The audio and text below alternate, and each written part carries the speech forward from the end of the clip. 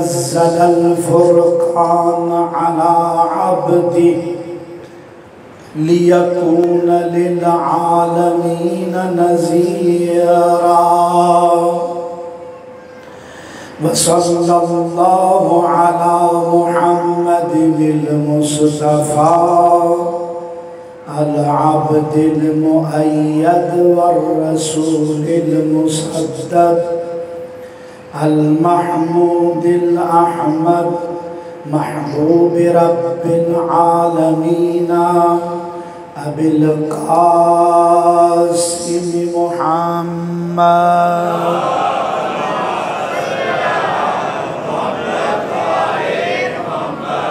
ثم الصلاة والسلام على أهل بيت النبوة ومعدن الرسالة ومختلف الملائكة.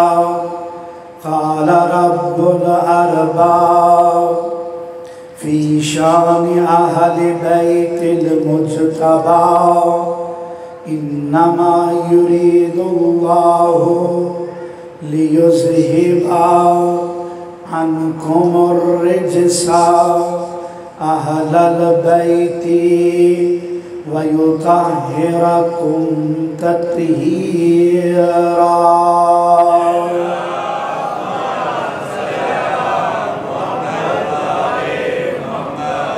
سيما على السيد المطهر والإمام المظفر والشجاع الغضنفر وقاسم طوبى وسقر مظهر العجائب ومفرق الكتائب والشهاب الساقب ونقطة دائرة المطالب إمام المشارق والمغارب أسد الله الغالب مولانا ومولى الثقلين علي بن أبي طالب.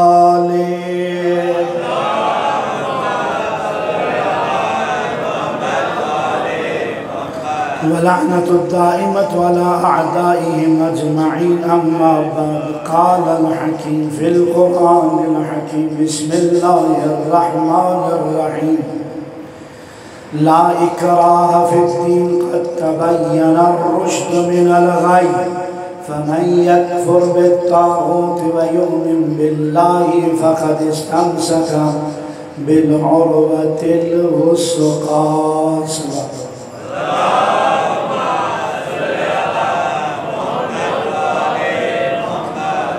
سب سے پہلے دعا ہے کہ پروردگار ہماری اس قدیسی عبادت کو اپنی بارگاہ میں قبول منظور فرمائے. ہم سب کے گناہوں کو، خطاؤں کو، جرم کو، کوتاہیوں کو، لغزشات کو معاف فرما. تمام احباب کے حاجات شرعیہ روا فرما. سب کے گھروں میں خیر و برکت کا نزول فرما. علم و عمل تقوی پرہیزگاری کی توفیق عطا فرما. مرنے کے بعد آل محمد کی شفاعت، مرنے سے پہلے آل محمد کی زیارت نصیب فرما. خداوندہ زیارات مقامات مقدسہ کی توفیق عطا فرما. ہمیں بھی کربلا، نجف، سامرا، کاظمین، بغداد، مشہد، قم، خصوصاً جنت البقیع، جنت المعلی، بیت خدا، حج بیت اللہ کی سعادت نصیب فرما. خداوندہ بحق محمد و آل محمد ہم سب کو صحیح معنوں میں مؤمن موحد بننے کی توفیق عطا فرما. جیسا تو چاہتا ہے ویسا بننے کی توفیق عطا فرما. ہمارے مولا کو ہم سے راضی و خوشنود فرما. خداوندہ ہماری مائیں، بہنیں، بیٹیاں جو موجود ہیں اور جو ہمارے مؤمنین و مؤمنات یہاں پر نہیں ہیں، جہاں کہیں بھی ہیں، خداوندہ سب کی عزت، آبرو، جان، مال، ناموس اور ان کے ہر چیز کو تحفظ عطا فرما. ہمارا یہ ملک عزیز جو 14 اگست 1947 میں آزاد ہوا، خداوندہ خداوندہ خداوندہ اس ملک کے باشندوں کو ہر قسم کے طاغوت کی غلامی سے آزادی عطا فرما۔ خدا بندہ ہمیں اپنے آقا محمد مصطفیٰ صلی اللہ علیہ وآلہ وسلم کی غلامی کرنے کی توفیق عطا فرما۔ خدا بندہ تیری عزت و جلالت کا واسطہ اس ملک کو تحفظ عطا فرما۔ خدا بندہ اس ملک کے جو محبین ہیں، جو اس کے لیے دل سے محبت رکھنے والے ہیں، خدا بندہ ان کو تحفظ عطا فرما۔ جو پاکستان کی خدمت انجام دے رہے ہیں در پردہ یا سامنے، ان سب کو تحفظ عطا فرما۔ جو خدمت کر کے جا چکے ہیں غریق رحمت فرما۔ خدا بندہ اس وطن عزیز کو امام زمانہ علیہ السلام کے انقلاب تک اسے قائم اور دائم فرما۔ خدا بندہ ہمیں ہماری زندگی میں ہی امام علیہ السلام کا ظہور دیکھنے کی ہمیں توفیق عطا فرما۔ ہم سب کو ان کے سپاہیوں میں قرار فرما۔ خدا بندہ بحق محمد و آل محمد ہم سب کو اپنے واجبات ادا کرنے کی توفیق عطا فرما، حرام سے بچنے کی توفیق عطا فرما، مستحبات پر عمل کرنے کی توفیق عطا فرما، مکروہات سے بچنے کی توفیق عطا فرما۔ خدا بندہ ہمیں اپنے جان، مال، اعمال کو پاک کرنے کی توفیق عطا فرما۔ خدا بندہ ہمیں اپنی اولادوں کی اچھی تربیت کرنے کی توفیق عطا فرما۔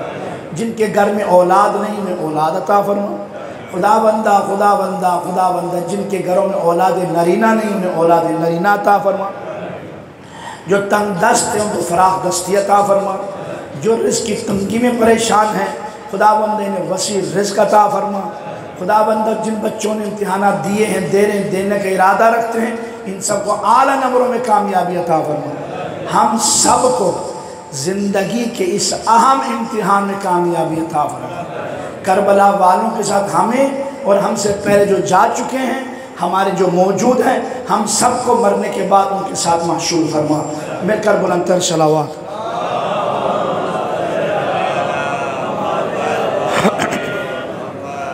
عزیزان محترم، ارشاد پروردگار لا اکراہ فی الدین، دین میں کوئی جبر نہیں ہے، زور زبردستی نہیں ہے۔ آپ کسی کو پکڑ دکڑ کر مسلمان نہیں کر سکتے ہیں۔ آتا ہے تو آئے، نہیں آتا نہ آئے۔ آپ اپنے کام سے کام رکھیں۔ کسی کو بندوق کی زور سے، کسی کو بم کے زور سے آپ مسلمان نہیں بنا سکتے ہیں۔ آپ کے پاس یہ اتھارٹی نہیں ہے۔ یہ کام تو خود نبی نے نہیں کیا ہے، یہ کام تو خود امام نے نہیں کیا ہے۔ مدینے میں بھی ہزاروں کی تعداد میں یہود و نصارہ موجود تھے، اور یہاں تک کہ مکہ میں اور اطراف میں بت پرست موجود تھے۔ جب اسلامی حکومت قائم ہو بھی گیا، اسلام نے ان کے کئی نام رکھے۔ ایک کافر ذمی بھی ہوتا ہے، جا کے دیکھ لیجئے کافر ذمی کیا ہے، کافر حربی کیا ہے۔ کافر ذمی ایک تو کافر حربی ہے جو ہمیشہ اس نظریے، اس کوشش میں رہتا ہے کہ کہیں مجھے کوئی مسلمان ملے تو میں اسے قتل کر دوں، اسے زندہ نہ چھوڑوں۔ یہ کافر حربی ہے، ٹھیک ہے، اس کے ساتھ وہ جنگ و جدل، ٹھیک ہے۔ لیکن ایک ہوتا ہے کافر ذمی جو بلد اسلام میں، شہر اسلام میں رہتا ہے اور آپ کے قوانین کی مثلا عزت اور احترام کرتا ہے، اسے توڑتا نہیں ہے، تو اس کافر ذمی کی جان، مال، عزت، آبرو، ہر چیز کو تحفظ دینا اس شہر کے، اس ملک کے ذمہ داروں پر واجب ہے۔ یہ قرآن بتاتا ہے۔ تو ہم لوگ جناب علی جو بلد اسلام میں موجود ہیں، ایک دوسرے کو پتہ نہیں کیا کچھ کہتے ہیں، کافر، مشرک، یہ وہ۔ اب تو اللہ معاف کریں، ہم ایک دوسرے کو نہیں بخشتے۔ یہ مقصر ہے، یہ غالی ہے، یہ وہ ہے۔ اب تو اس سے بھی آگے نکل کے نعوذ باللہ اس کے باپ کا پتہ نہیں۔ یہ کیسی قوم ہے ہماری، کیسے لوگ ہو گئے ہیں۔ ایک دوسرے پہ کیچڑ اچھالنے کے علاوہ کوئی کام ہے؟ کیا کیٹیگری ہے آپ کے پاس؟ آپ کے پاس کیا وہ میزان ہے جس کے ذریعے سے آپ دوسروں میں اس طرح کے فتوے، ایلیگیشن لگاتے ہیں؟ یہ غلط ہے، کسی صورت میں ٹھیک نہیں ہے۔ آپ اپنے آپ کو دیکھیں، آپ کا جو عقیدہ ہے آپ کو مبارک۔ کسی اور پہ آپ یوں الزام لگانا، کیچڑ اچھالنا، یا ملک کے یا اپنے علاقے کے امن کو برباد کرنا، یہ آپ کو زیب نہیں دیتا اور نہ یہ آپ کا کام ہے۔ آل محمد کا کام کیا ہے؟ کردار کے شیعہ بنو، کردار کے شیعہ بنو، ایسا عمل پیش کرو جیسے امام جعفر صادق علیہ السلام چاہتے ہیں۔ اللہم صلی علی محمد وعلی، ایسا کردار پیش کرو جیسا علی چاہتے ہیں۔ نام زبان پہ مولا علی کا، نام زبان پہ مولا حسین کا، نام زبان پر مولا حسن مجتبیٰ کا، نام زبان پر بی بی زہرا کا، اور کام ہمارے شیطان سے بدتر۔ خدا شاہد ہے، ادھر ہم کہتے حسین زندہ باد، اور سب کے سب ہم کہتے یزید مرد آباد، یزید لعنتی، ایسے کہتے ہیں نا ہم لوگ۔ لیکن کبھی آئینے میں جا کر دیکھیے میرے اندر صفات حسینی پائے جاتے ہیں یا صفات یزیدی؟ یہ آئینہ ہے، یہ نہ سمجھیں یہ فقط دو کردار ہیں۔ کردار ہیں بے شک دو، حسینی الگ کردار ہے، یزیدی الگ کردار ہے۔ یہ بھی سوچیں میرے اور آپ کے لیے یہ دو آئینے ہیں، جس آئینے میں ہمیں اپنی صورت نظر آتی ہے۔ میری صورت کس سے مل رہی ہے؟ حسین سے، یزید سے۔ جا کر آئینے کے سامنے جا کر دیکھیے صفات یزید۔ اب بچے ماشاءاللہ پڑھے لکھے ہیں، ہم لوگ ایک قبلہ صاحب بیٹھے، جب ہم لوگ یہ اپنا حوزے میں پڑھتے ہیں نا تو ہم لوگ ایک چارٹ بناتے ہیں، جیسا مثال قوانین ہیں صرف کے، نحو کے، ٹھیک ہے، وہ قوانینوں سے چارٹ بناتے ہیں۔ ویسے بھی اسکولوں میں ہوتا ہے چارٹ بنایا جاتا ہے، تو لہٰذا وہ ایک چارٹ بنائی جاتی ہے۔ بنانے کے بعد ہم اسی حساب سے آگے چلتے ہیں، سسٹم ہمارا اس میں آگے تفصیلات ہوتی ہیں۔ ایک چارٹ بنا لیں صفات یزیدی، صلوات پر محمد والے صلی اللہ علیہ وسلم، یہ صفات یزید، یہ صفات حسینی، صفات یزیدی، صفات حسینی۔ یزید کیا تھا؟ شرابی۔ یزید کیا تھا؟ اللہ و بدکار۔ یزید کیا تھا؟ علی الاعلان تارک الصلاۃ۔ یزید کیا تھا؟ جو دین کا، مذہب کا مذاق اڑاتا تھا۔ یزید کیا تھا؟ جو آل محمد کا مذاق اڑاتا تھا، جو آل محمد کا دشمن تھا۔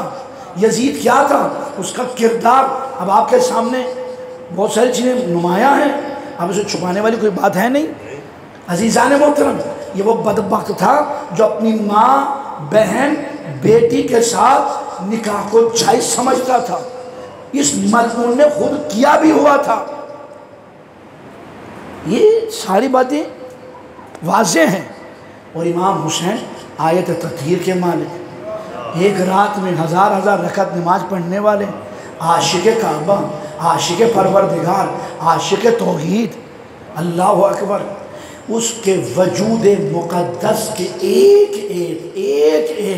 جز ایسا ہے کہ جو قابل عمل، قابل نمونہ، اس کے ہر فعل میں یہ ایسے چارٹ بنے رکھے سامنے۔ کیا ہے عزیزان؟ ایک چھوٹی سی بات ہے، اگر کسی سے کہیں نا کہ بھائی داڑھی رکھ لو، ناراض ہو جاتے ہیں۔ امام زین العابدین علیہ السلام نے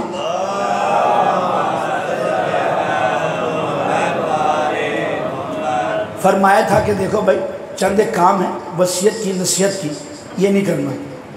ایک کبھی داڑھی نہیں منڈوانا، ایک کبھی گانا نہیں سننا، ناچ گانا، کبھی شطرنج نہیں کھیلنا، کبھی شراب نہیں پینا، اور بھی کافی سارے کام ہیں، لیکن یہ 4 کام سننا۔ ایک تو یہ شریعت مصطفیٰ میں حکم خدا سے سارے حرام ہیں۔ دوسرا کوئی جو ہمارا چاہنے والا ہے نا وہ یہ بات سنیں، جب مجھے اسیر کر کے اور میری ماں، بہن، بیٹیاں اور ہمارے پھوپھیوں کو اسیر کر کے یزید کے دربار میں پیش کیا گیا تھا، یہ 4 کام اس وقت دربار میں ہو رہے تھے۔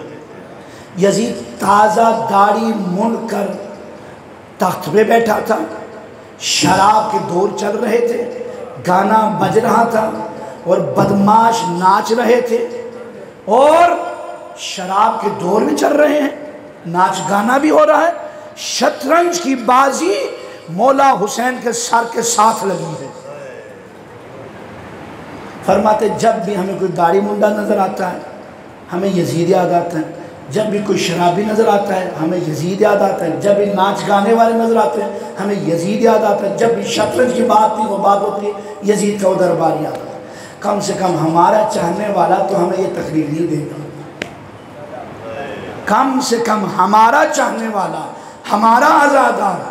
یار چلے آپ دین کو نہیں مانتے نہ مانو، مولا امام زین العابدین کو تو مانتے ہو نا، کہ جب یہ بات کرتے تو لوگ کہتے یار مقصر ہے، یہ وہ بن گیا، یہ وہ بن گیا، یہ وہ ایلیگیشن ہے۔ او خدا کے بندے کچھ تو سوچیں یار، اعمال کے عمل سے زندگی بنتی ہے جنت بھی جہنم۔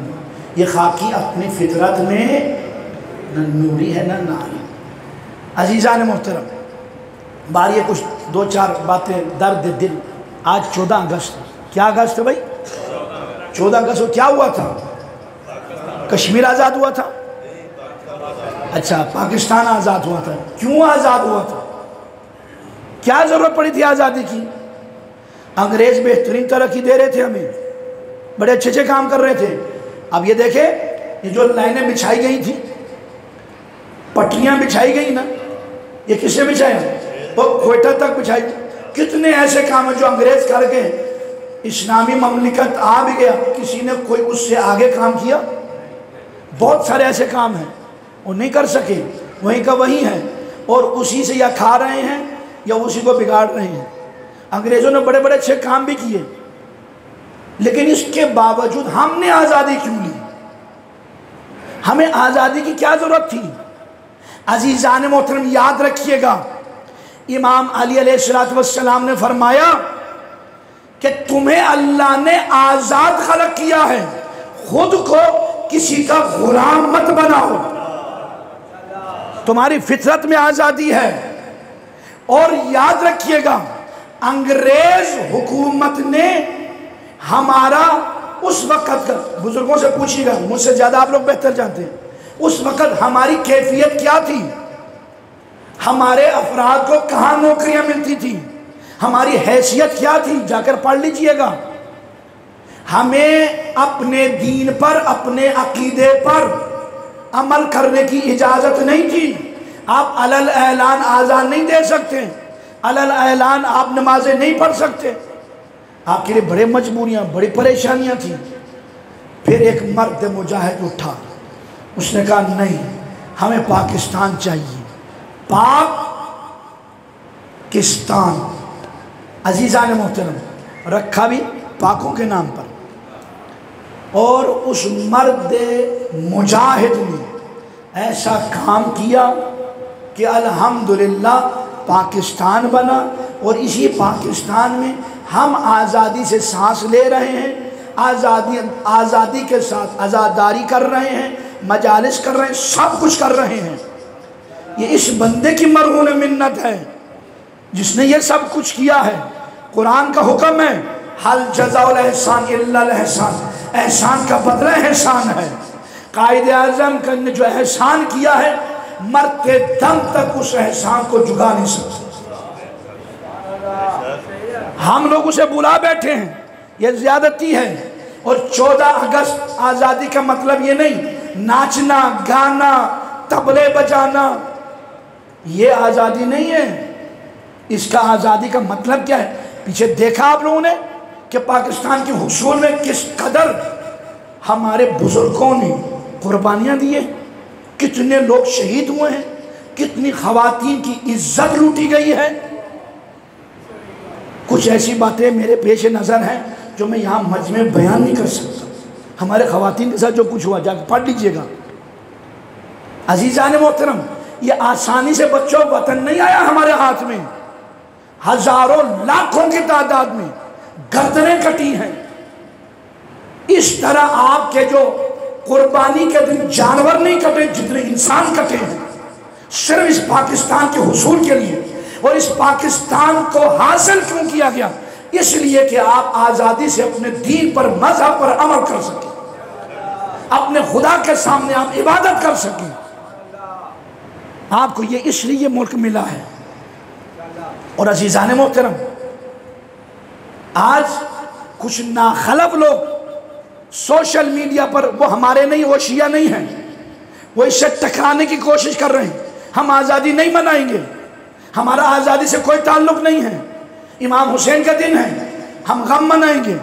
اور بھائی آزاداری اپنی جگہ پہ ہے، آزادی اپنی جگہ پہ ہے. آزادی منانے کا مقصد ناچ گانا تماشا جشن نہیں ہے.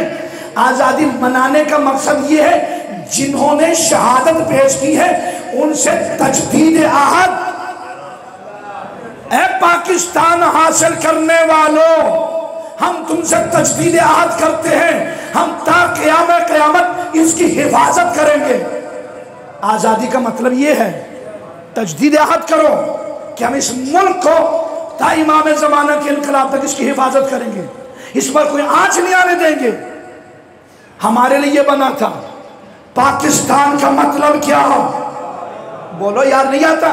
پاکستان کا مطلب کیا؟ پاکستان کا مطلب کیا؟ عزیزان محترم، یہ ہے لا الہ الا اللہ کے آواز پر حاصل کیا ہوا ملک. وہ تو آپ نہیں بھولیں گے نا. اگر پاکستان کا مطلب لا الہ الا اللہ ہے تو پھر شاہ است حسین، بادشاہ است حسین، دین است حسین، دین پناہ است حسین، سردہ ندہ دست در دست یزید حق کا کے بنا لا الہ است حسین.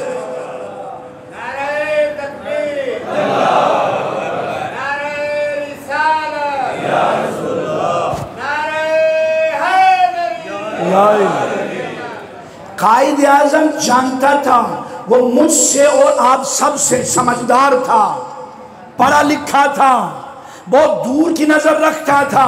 اسی لیے کہا پاکستان کا مطلب لا الہ الا اللہ ہے. جب اس کا مطلب لا الہ الا اللہ ہے تو بنا لا الہ حسین ہے.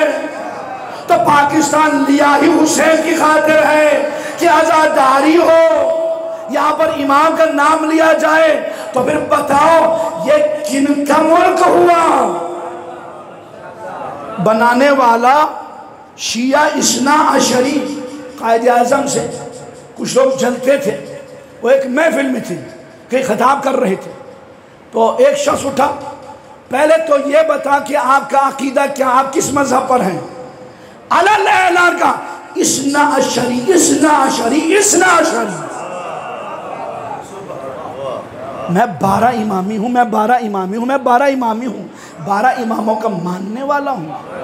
عزیزان محترم، اچھا یہاں رک جاؤ یار، تھوڑی دیر رکو. آزادی کا مطلب کیا ہے؟ آزادی کس کو کہتے ہیں؟ میں جلدی اپنے اصل ہدف تک پہنچ جاؤں. آزادی کا مطلب، میرے بچوں نوجوانوں اس کو سنو، یہ بڑے کام کی بات ہے. عرب ممالک میں غلام بنائے جاتے تھے تو ایک شخص نے خوش ہو کر اپنے غلام کو آزاد کر دیا. جا یا تجھے آزاد کر دیا. وہ ساری زندگی غلام رہا. اب اسے کیا پتا غلامی سے آزادی کسے کہتے ہیں، فلسفہ آزادی کیا ہے. اب وہ خوش ہوا، ہاتھ پیر چلاتا ہوا ایسے ایسے پھرتا ہوا جھومتا ہوا جا رہا ہے. ایک مرتبہ اسی طرح چلتا جا رہا ہے، ایک شخص پاس سے گزرا، اس کے سر پہ اس کا ہاتھ لگا اور اس کی پگڑی زمین پہ گر پڑی. اس نے کہا دماغ ٹھیک ہے تیرا؟ یہ کیا کر رہا ہے تو؟ میری پگڑی تو نے اچھال دی. اس نے کہا تجھے پتہ نہیں ہے میں آزاد ہو گیا ہوں. سنیے گا بچوں نوجوان، کہ میں آزاد ہو گیا ہوں. کہا کیسے؟ میرے آقا نے مجھے آزاد کر دیا میری کسی کام سے خوش ہو کر. اچھا، اس غلام کو آزادی کا پتہ نہیں ہے، اسے فلسفے کا پتہ ہی نہیں ہے کہ آزادی کہتے کسے ہیں. کہا سن، ٹھہر ادھر کھڑا ہو. آزادی کسے کہتے ہیں میں تجھے سمجھاتا ہوں. تمہارا ہاتھ وہاں تک آزاد ہے جہاں تک میرا سر شروع نہیں ہوتا. جہاں تک میرا سر شروع نہیں ہوتا وہاں تک تیرا ہاتھ آزاد ہے. جہاں سے میرا سر شروع ہو جائے تیری آزادی ختم. یہی بات سن لیجئے، میری آزادی وہاں تک ہے جہاں تک آپ کا عقیدہ شروع نہیں ہوتا. جہاں سے آپ کا عقیدہ شروع ہوتا ہے وہاں سے میری آزادی ختم. جہاں سے میرا عقیدہ شروع ہوتا ہے آپ کے عقیدے کو آزادی ہے، لیکن جہاں سے میرا عقیدہ شروع ہوتا ہے آپ کے عقیدے کی آزادی ختم. آپ اپنے حد میں رہیں، میں اپنے حد میں رہتا ہوں. عزیزان محترم، یہ ایک دوسرے کو لڑانے کی باتیں مت کریں. رسول اکرم کے دور میں بھی کئی تھے، منافق بھی تھے، مومن بھی تھے، سلمان بھی تھے، ابو ذر بھی تھے، لیکن رسول اکرم نے کسی پر کوئی ایلیگیشن نہیں لگائی. کہ لگائی ہے؟ کوئی ایسی بات نہیں ہوئی. یہاں تک کہ عیسائی بھی آئے، اہل نجران آئے نا مدینے میں، وہ عبادت انہوں نے کی ڈھول بجاتے ہوئے، مسجد نبوی میں کیا. رسول کے اصحاب نے روکنا چاہا، کہا نہیں یہ عبادت کر رہے ہیں، کرنے دو، بے شک مسجد نبوی ہے اور یہ رخ کرتے ہیں بیت المقدس کی طرف، ہم رخ کرتے ہیں کعبے کی طرف. ان کا اور ہمارا بالکل سمت الگ چینج ہے. لیکن رسول اکرم نے مسجد نبوی میں بھی عیسائیوں سے عبادت کروا کر ان پہ راضی رہ کر یہ ہمیں درس دیا. دیکھو آزادی کا مطلب یہ نہیں ہے کسی کی آزادی چھین لو. آزادی کا مطلب یہ نہیں کہ میں اپنا عقیدہ آپ پر تھوپ کر آپ کو بدنام کروں کہ یہ حرام زادہ ہے، یہ مقصر ہے، یہ غالی ہے. یہ آزادی نہیں ہے، یہ آزادی کا مطلب نہیں ہے. یہ ظلم ہے، یہ جرم ہے، یہ ناجائز ہے، یہ بلنڈر ہو رہا ہے. عزیزان محترم، آزادی کیا ہے؟ ہم ایک دوسرے کا احترام کریں. ہاں بھائی ٹھیک ہے، آپ کا عقیدہ آپ کی جگہ بچا ہے. آئیے قرآن کی جانب. قرآن نے پورے انسانوں کو 3 کیٹیگری میں تقسیم کیا ہے.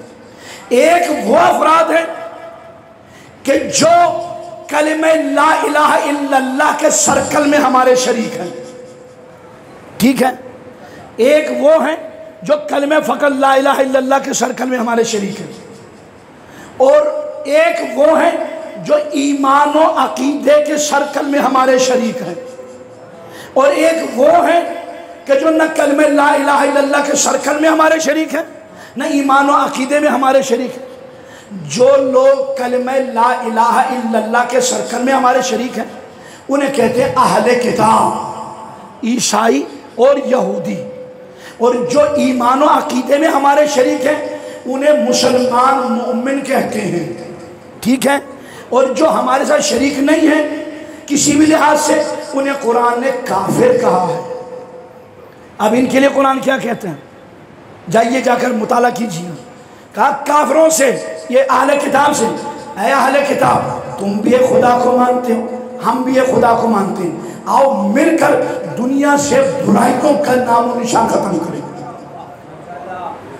عقیدہ تمہارے پاس رہے، ہمارا عقیدہ ہمارے پاس رہے، لیکن آؤ مل کر برائیوں کو تو ختم کریں.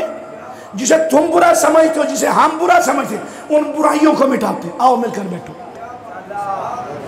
بات سمجھ میں آ رہی ہے؟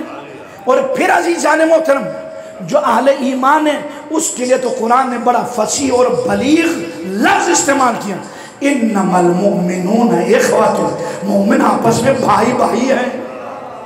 بڑا فصیح اور بلیغ جملہ ہے یہ.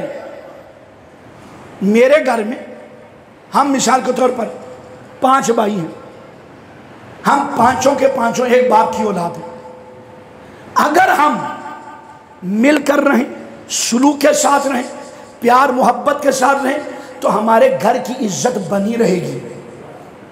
ہم اگر لڑتے رہیں گے، جھگڑتے رہیں گے تو ہمارے گھر کی عزت 4 دیواری میں نہیں رہے گی بلکہ نیلام ہو جائے گی اور ہماری عزت خاک میں مل جائے گی. ہر بندے تانے دیں گے، ان کا کیا بھروسہ، ان کی کیا اوقات، یہ تو آپس میں لڑتے رہتے ہیں، ان کے کیا ہم نے بھروسہ کرنا.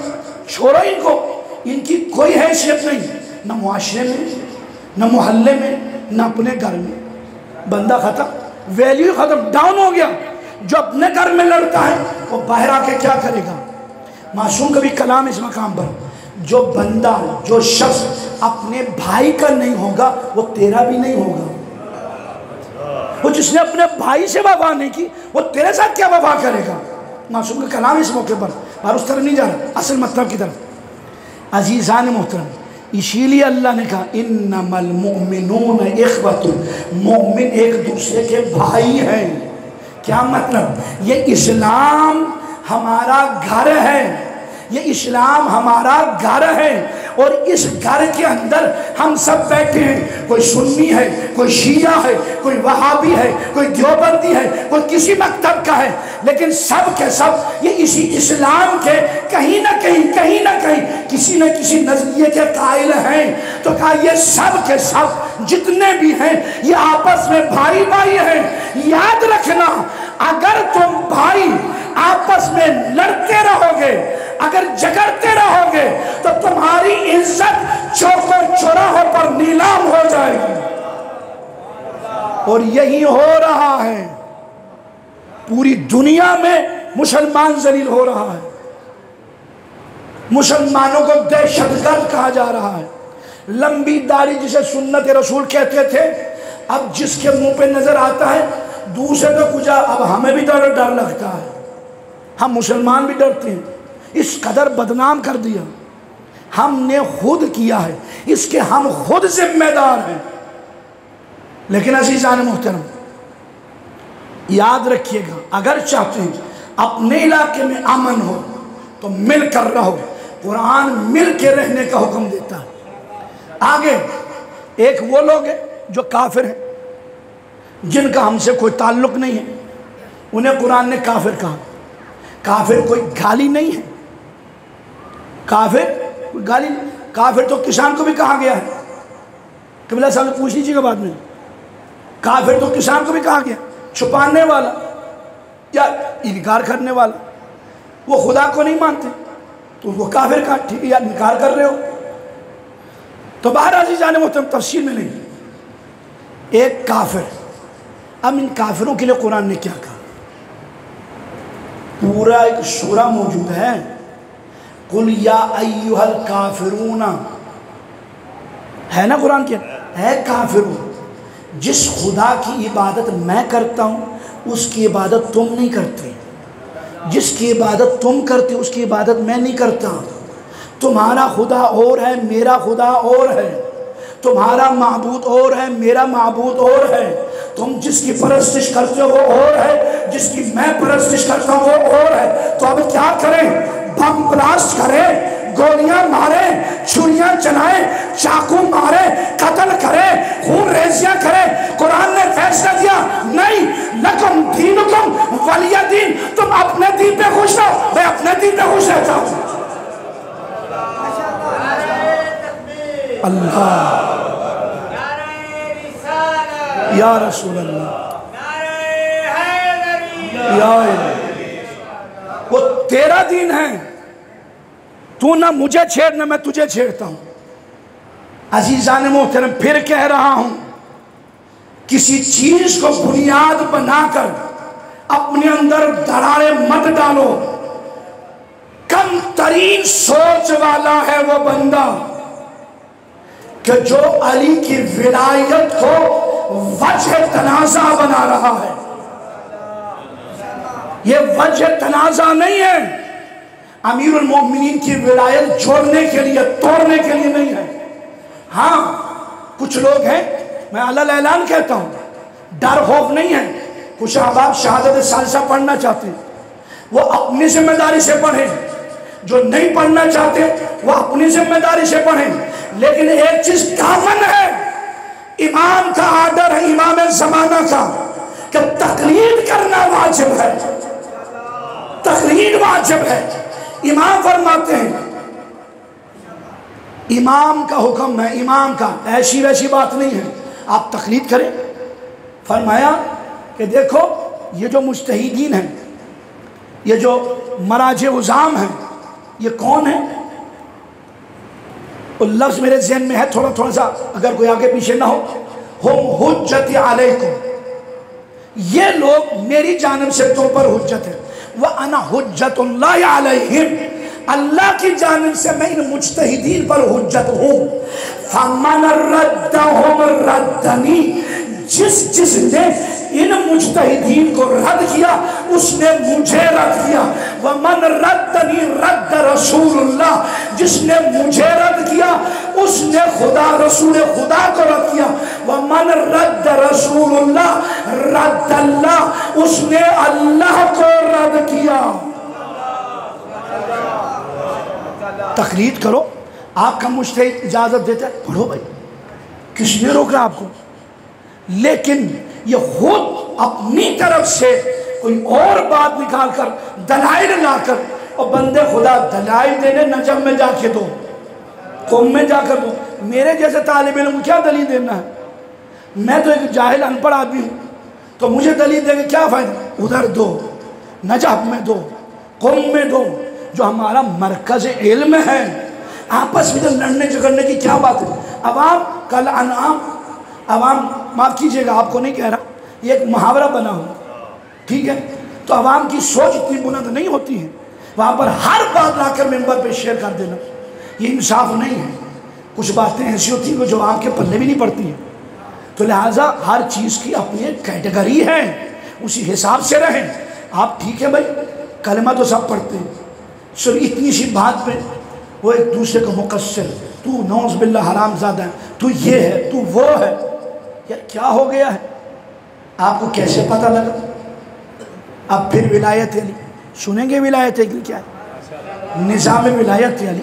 کبھی موقع ملے چلے تفصیلی بات عرض کروں گا. رسالت مآب کا فرمان ہے، یا علی محبک طاہر الولادہ، پوری ذمہ داری کے ساتھ، یا علی محبک طاہر الولادہ ومبغضک خبیث الولادہ.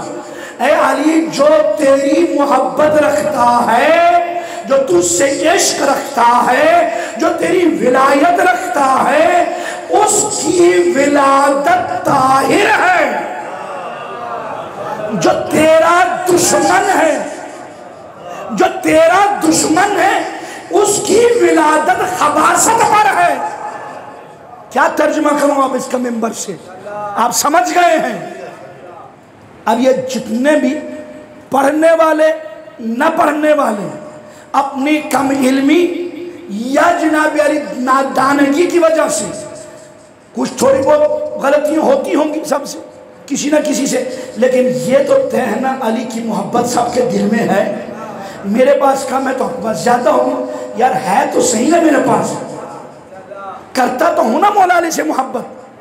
اگر خدا نہ خاصہ ولادت میں کوئی شک ہوتا تو یہ بندہ علی کا نام ہی نہیں لیتا. اس بندے کے زبان پر علی کا نام آتا ہی نہیں ہے کسی صورت میں بھی. ایک پورا ایک مذہب بن گیا اس کے پیچھے. میں نام نہیں لوں گا. اس کا نام کیا تھا؟ وہ رسول اکرم کے ذریعے پر گیا زیارت کرنے کے لیے، اچھے کپڑے پہن کر رسول اکرم کے روزے کے قریب پہنچا، منہ سے خون نکلا، پورا کپڑا نجس ہو گیا. گھر گیا، پھر جا کر دھو کر آیا، پھر اسی جگہ پہنچا، پھر خون نکلا، پھر چلا گیا. 3 دفعہ ایسا ہوا. پاس ایک موچی کھڑا تھا، وہ تینوں دفعہ یہ معجزہ دیکھ رہا تھا. کہا تو آ کس لیے رہا ہے، جا کس لیے رہا ہے؟ کہ میں رسول خدا کی زیارت کرنے کے لیے آ رہا ہوں، لیکن مجھے اس سے آگے جانے کی فرصت نہیں ملتی، یا میں جا ہی نہیں سکتا. کہا کہیں تیری ولادت نجس تو نہیں ہے؟ کہا تجھے کیسے پتا چلا؟ میرے حبیب نے کہا تھا جس کی ولادت نجس ہوتی ہے وہ میرے دروازے تک آ ہی نہیں سکتا. عزیزان محترم، پھر اس بدبخت نے پورا ایک مذہب بنا دیا. ھذا عبادت الاحجار، ھذا عبادت الخشبہ، یہ لکڑیوں کی عبادت ہے، یہ پتھر حجر اسود کو بوسہ دینا، خانہ کعبہ کو چومنا وغیرہ وغیرہ بہت کچھ نے بنا دیا. پورا ایک مذہب اس نے بنایا. اور مولا علی معصومین علیہ السلام ان کے عقیدے کو بالکل بدل کے رکھ دیا. اس کے جتنے پیروکار ہیں آج بھی علی کے دشمن ہیں. عزیزان محترم، جنہوں نے ان سے لڑائیاں کی، جنگیں کی، وہ دشمن مراد ہے. اس سے آپ اپنے مومنوں کو فٹ کر کیے جا رہے ہیں. ولایت کی بات لیتے ہیں تو جی فلانے گروپ کو تانے مار رہے ہوتے. اور خدا کے بندے کہاں بیٹھے؟ ان باتوں کو چھوڑو. لوگ چاند پہ پہنچ گئے ہیں اور آپ اب ادھر بیٹھے ہوں. اور دیکھیے کہاں سے کہاں لوگ پہنچ گئے ہیں. اب ہمارے کچھ بزرگان وہ دیکھ رہے ہیں کہ بھائی شرعی طریقے سے وہ پیاز کیسے کاٹنا ہے، خیار کیسے کاٹنا ہے، مولی کیسے کاٹنا، ہم ان چکروں پڑے ہوئے۔ بچوں کچھ پڑھو، کچھ سیکھو۔ امام جعفر صادق علیہ السلام کا فرمان ہے، محمد والے امام کا فرمان ہے، اپنی اولاد کی تربیت اس طرح نہ کرو جس طرح تمہاری تربیت ہوئی ہے، اس لیے تمہارا زمانہ گزشتہ تھا، اس کا زمانہ آئندہ ہے، اس انداز سے اس کی پرورش کرو۔ اور میرے بچوں، نوجوانوں، اچھا میں کافی عرصے پہلے کی بات تھی، کچھ بڑے وی آئی پی لوگوں کے ساتھ میری ملاقات ہوئی جن کو آپ کریم کہتے ہیں۔ انہوں نے ایک دو باتیں کی، ایک بات میرے دل پہ لگی۔ وہ کیا تھا؟ یہ جو یہودی ہیں، ایک زمانہ ایسا تھا کہ امریکہ میں بھی ان کے لیے دروازوں پر، دکانوں پر لکھ دیا جاتا تھا، یہاں پر کتا اور سور تو الاؤ ہے، جوز، یہ یہودی کو ادھر آنا الاؤ نہیں ہے۔ انہوں نے دیکھا یار ہماری اتنی ذلت ہو رہی، اب کیا کروں؟ انہوں نے کٹ کیا، ہم کچھ ایسا کریں کہ دنیا کی ضرورت بن جائیں۔ ہے یہودی لیکن دیکھیے کیا کہا، ایسا کچھ کریں کہ دنیا کی ضرورت ہم بن جائیں، نہ کہ دنیا ہماری ضرورت بن جائے۔ اور اسی فارمولے پہ عمل کیا۔ آج مسلمانوں تمہارے گھروں میں، تمہارے غسل خانوں میں، تمہارے کچن میں، تمہارے بیڈ روم میں یہودی کے بنائے ہوئے تمام مصنوعات موجود ہیں۔ یہ اس قدر وہ پورے معیشت پر اثر انداز ہے، پوری دنیا کے۔ اور خدا کے بندے، کچھ تو ہمیں چینج لانی چاہیے۔ یہ مجلس امام حسین یہ فکروں کو تبدیل کرتا ہے، مجلس امام حسین ذہنوں کو بدلتا ہے۔ یہ انقلاب ہے جو دلوں میں بھی آپ کے انقلاب برپا کرے گا، آپ کے علاقوں میں، آپ کی قوم میں، ہر جگہ انقلاب کرے گا۔ شرط یہ ہے کہ آزاداری کو آزاداری سمجھ کے کرو، آزاداری کو تجارت سمجھ کے مت کرو، آزاداری کو عبادت سمجھو۔ رسول اکرم روئے، من بکا او ابکا او تباکا وجبت لہو الجنہ، جو غم حسین روئے، رلائے، رونے کی شکل بنائے، یہ سبب جنت ہے۔ وجبہ بمعنی سببہ، یعنی اسباب جنت میں ایک عظیم ترین سبب جنت میں جانے کا ایک غم حسین ہے، ایک ولایت علی ہے، ولایت معصومین ہے۔ عزیزان محترم، یاد رکھیے کہ یہ دو چیزیں ہیں ہمارے پاس۔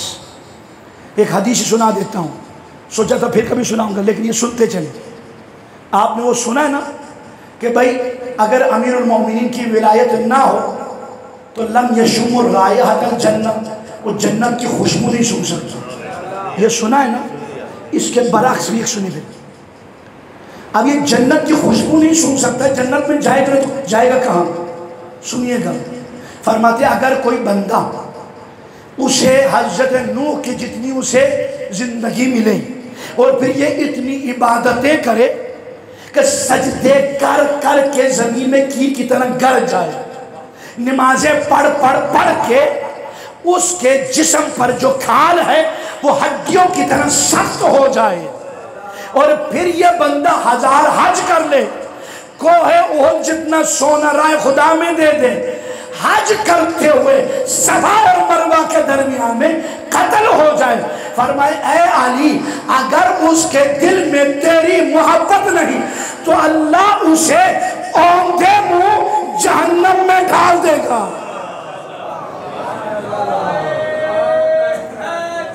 یا اب یہ ہے اس کا ٹھکانہ، اسے اوندے منہ جہنم میں ڈال دے گا۔ عزیزان محترم، اللہ جانے کس کا کون سا عمل اللہ کو پسند آئے اور اللہ اسے قبول کر لے۔ میں بار بار ٹائم دیکھ رہا ہوں، اب پریشان نہیں ہونا، کوشش کروں اپنے ٹائم پہ ختم کر دوں۔ بس عزیزان محترم، یہ کچھ درد دل۔ آج 14 اگست تو لہٰذا اس آزادی کو آزاداری کے ساتھ ٹکراؤ ٹھیک نہیں ہے۔ آزاداری کے لیے یہ 14 اگست ایک ذریعہ ہے تاکہ آزادی کے ساتھ ہم اس سلسلے کو انجام دے سکیں۔ عزیزان محترم، اور الحمدللہ عرش تے کیا ہے، فرش تے کیا ہے، عرش تے کیا ہے، فرش تے کیا ہے، جے تو 14 کو نہیں منیندا تے بات है। سبحان اللہ. بات بالکل بات یار ان کی بالکل صحیح ہے. دیکھیے ہم 14 کے ماننے والے ہیں، 14 کے صدقے میں 14 کے دن ہی تو ہمیں تحفہ ملا ہے، اور بنانے والا بھی محمد علی، معاون ہے فاطمہ. اب جب یہ دو ملے، محمد علی فاطمہ ملے، تو پورے کائنات میں انقلاب آ سکتا ہے. تو ان کے چاہنے والے اسے کے ہم نہ ملے تو پاکستان آزاد ہو گیا، تو کون سی تعجب کی بات ہے. تو باہر عزیزان محترم، اس بابت بہت ساری باتیں ہو سکتی لیکن وقت نہیں ہے، پھر میں بار بار روک رہا ہوں. عزیزان محترم، نوجوانان عزیز، خدا را غور کرنا. میرے بچوں، نوجوانوں، کل سے 2 دن سے میں کہہ رہا ہوں کہ کوئی بات تمہارے پاس آئے، تحقیق کے بغیر، سوچ سمجھ بچار کے بغیر اسے قبول مت کرو. اس لیے نحن ابناء الدلیل، ہم دلیلوں کے فرزند ہیں. ایک حدیث پیش کروں، ہم دلیلوں کے فرزند ہیں. ہم دلیلوں کے بغیر آگے نہیں چلتے، ادھر سے سن کر کام انجام نہیں دیتے. جب تک کوئی دلیل ٹھوس بات نہ ہو ہم عمل نہیں کرتے. رسول اکرم کا ایک ارشاد ہے، کیا ہے؟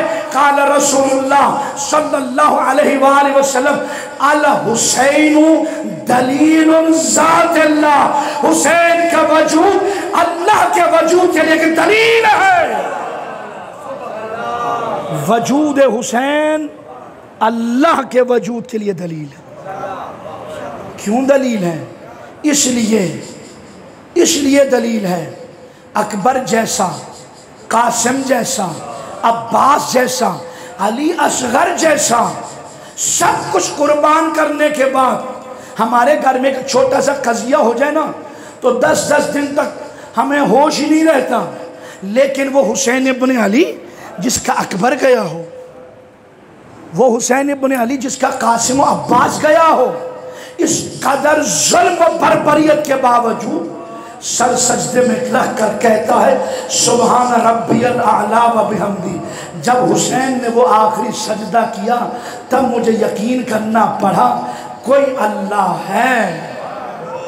اتنی قربانیاں دینے کے بعد بھی حسین جس کے آگے جھکتا ہے. آج ایک ایسی شخصیت کا ذکر کر رہا ہوں. ایک تو امام حسین کوفے والوں کے مہمان تھے، مہمان بلایا لیکن مہمان کے ساتھ کیا برتاؤ کی. اسلام کا حکم ہے اکرم الضیف ولو کان کافر، اور مہمان کی عزت کرو چاہے کافر ہی کیوں نہ ہو. یہ کیا تھا ان لوگوں نے. لیکن آج اس کا ذکر کر رہا ہوں جو خود حسین کا مہمان ہے، ذات کا، عقیدے کا مسلمان نہیں ہے، عیسائی ہے. یہ ہے آل محمد کے تعلیمات. ذات کا اس کا جو تعلق تھا مذہب کا وہ عیسائی تھا. بہت ساری کتابیں ہیں پیش نظر، ان سب میں سے تھوڑا تھوڑا نکال کر آپ کی خدمت میں پیش کر رہا ہوں. کچھ باتیں ہو سکتا ہے موثق نہ ہو لیکن ساری کتابوں کے حوالے سے ہیں. عزیزان محترم، ایک خاتون تھی جس کا نام تھا قمر. اس کا یہ بیٹا تھا وہب بن عبداللہ کلبی. ٹھیک ہے، وہب بن عبداللہ حباب کلبی. یہ اس کی شادی ہوئی تھی، 12 دن کے ساتھ واپس گھر جا رہے تھے. 17 دن کا یہ دولہا تھا. کربلا سے غالباً جاتے ہوئے ایک مرتبہ اس کی ماں نے دیکھا ایک طرف چھوٹے چھوٹے چند خیمے ہیں اور ایک طرف عظیم لشکر ہے. کہا بیٹا ذرا پتہ تو کر کے آؤ یہ چھوٹے لشکر والے کون ہیں، یہ بڑے لشکر والے کون ہیں. یہ اب آیا امام حسین علیہ السلام نے اسے دور سے آتا دیکھا. حضرت عباس سے کہا عباس جاؤ اس آنے والے کو روکو، اس کو وہیں سے واپس چلا جائے. یہ ابھی تازہ دولہا ہے، کہیں ہمارے غم میں شریک ہو کر یہ اپنے خوشیوں سے محروم نہ ہو جائے. یہ حسین ابن علی امام کے حکم پر آگے بڑھے. یہ آیا، اس نے پوچھا بندے خدا یہ لوگ کون ہیں؟ کہا یہ غریب لوگ ہیں، مسافر ہیں، مظلوم ہیں، سید ہیں، تم جاؤ اپنا کام کرو. کہا نہیں بتاؤ یہ کون ہیں؟ کہا میں نے کہا نا آپ جائیں، آپ اپنے کام سے جائیں، آپ اپنی خوشیاں انجام دیں. تو کہا بندے خدا تو کون ہے؟ کہا میں آل محمد کا غلام. اب یہ کتاب میں ایک جملہ لکھا ہے کہ اگر تو آل محمد کا غلام ہے تو تجھے میں واسطے دیتا ہوں، جو مباہلے میں بطول آئی تھی تجھے اس کا واسطہ، اور جو مباہلے میں حسین آئے تو اس کا واسطہ، بتائیے کون ہے؟ اب غازی عباس حکم کے پابند ہے، پیچھے مڑ کر دیکھا، امام نے اشارہ کیا، بتا دے۔ اب بتایا جس حسین کا تو نے نام لیا ہے، جس بطول کا تو نے نام لیا ہے، یہ وہی حسین ہے اور اسی بطول کا بیٹا ہے، اور یہ غریب ہیں۔ خدا شاہد ہے، میں نے گناہگار آنکھوں سے پڑھا، کتاب میں لکھا تھا، اس کے سر پر اگر کوئی امامہ تھا یا ٹوپی تھا اسے اتارا، سر میں خاک ڈالا، گریبان چاک کیا، فریاد کرتا ہوا ماں کے پاس آیا، آنے کے بعد کہا اماں وہ مباہلے والی بطول کے بیٹے ہیں۔ اجرکم اللہ، حق یہی تھا امام کے مہمان کو پرسہ دینے کا۔ عزاداران امام مسلم ایک مرتبہ کہا اچھا اب اس خاتون کو بھی شناؤ، اس نے کہا بیٹا جلدی سے ان براتیوں کو رخصت کرو، ہاتھ جوڑے، کہا دیکھو تم لوگوں کا شکریہ، اب اس سے آگے ہم نے نہیں جانا، ہم امام حسین کی نصرت کے لیے جائیں گے، تم لوگ جاؤ۔ باراتیوں کو رخصت کیا۔ اب 3 اشخاص، ایک قمر، اس وہب کی والدہ اور اس کی زوجہ، یہ تینوں جناب امام حسین کے پاس آئے۔ خیر کافی لمبی باتیں تھیں، وہ ساری چھوڑ، امام سے کہا کہ ہم آپ کی نصرت کرنا چاہتے ہیں۔ امام نے فرمایا میں تمہاری نصرت کیسے قبول کروں، تم مذہب عیسائیت پر ہو، میرے نانا کے مذہب پر نہیں ہو۔ کہا اس نے عجیب جملہ کہا، جس دن میں نے آپ کی ماں کو مباہلے میں دیکھا تھا، میں اس وقت سے اسلام کی عزت کرتی ہوں، اس وقت سے اسلام کی محبت میرے دل میں ہے۔ تینوں نے کلمہ پڑھا۔ مختصر کلام، روز عاشور ہے، وہب نے ہاتھ جوڑ کر کہا مولا مجھے میدان میں جانے کی اجازت دیں۔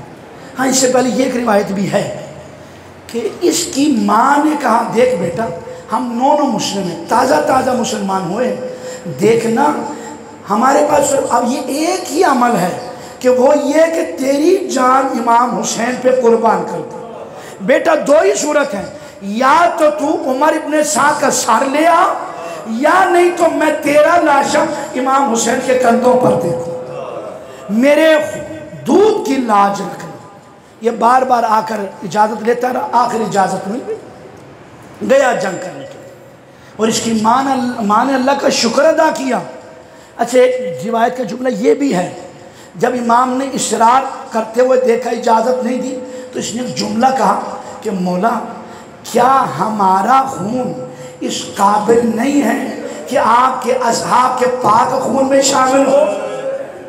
میں قسم اٹھاتا ہوں کہ میں اپنے خون کو آپ کے اصحاب کے پاک خون میں شامل کر کے رہوں۔ اجازت ملی، جنگ کرنے کے لیے چلا گیا۔ اب یہ جنگ کرتے کرتے زخموں سے چور ایک طرف واپس آیا، ماں نے دیکھا منہ موڑ لیا، کہا اماں دیکھ میں زخموں سے چور ہو کے آیا ہوں، مجھے دیکھ تو صحیح۔ کہا میں نے کہا نہیں تھا یا تو تیرا لاشا حسین کے کندھوں پر ہو یا تیرے ہاتھ میں عمر ابن سعد کا سار ہو، اس وقت تک تجھے دودھ نہ بخشوں گی جب تک تو اپنی جان حسین پہ قربان نہ کر دے۔ عظیم عورت تھی۔ اب یہ جانے لگا نا، اب یہ ایک روایت ایک جملے ہیں کسی کتاب میں پڑھا تھا کہ جب جانے لگا تو اس کی زوجہ دروازے پہ کھڑی تھی۔ کہا تو یہاں کھڑی ہے؟ کہا میں نے تجھ سے ایک بات کرنی ہے۔ کہا کیا بات کرنی؟ بس مختصر بات ختم کروں کہ بھائی میں نے یہ بات کرنی ہے کہ وہ بات کرنے سے پہلے کہ تجھے میرے ساتھ امام حسین کے پاس چلنا ہو۔ امام حسین کے پاس ہے۔ کہا مولا آپ سے ایک گزارش ہے کہ اس سے کہیں کہ یہ جنت میں اس وقت تک نہ جائے جب تک مجھے ساتھ لے کر نہ جائے، یہ مجھ سے وعدہ کرے۔ امام نے فرمایا زوجہ وہب یہ بات تو تم مجھ سے کر سکتی تھی، میں جنت کا سردار ہوں۔